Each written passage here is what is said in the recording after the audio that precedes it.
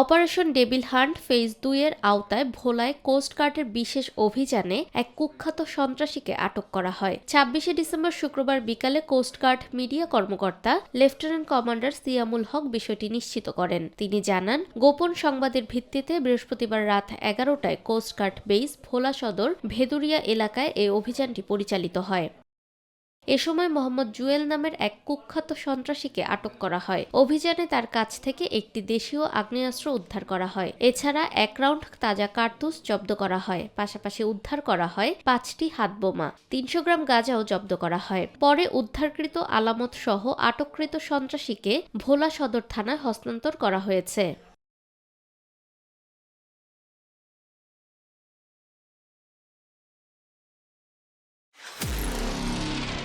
নিরপেক্ষ, সত্য প্রকাশে আপোষহীন।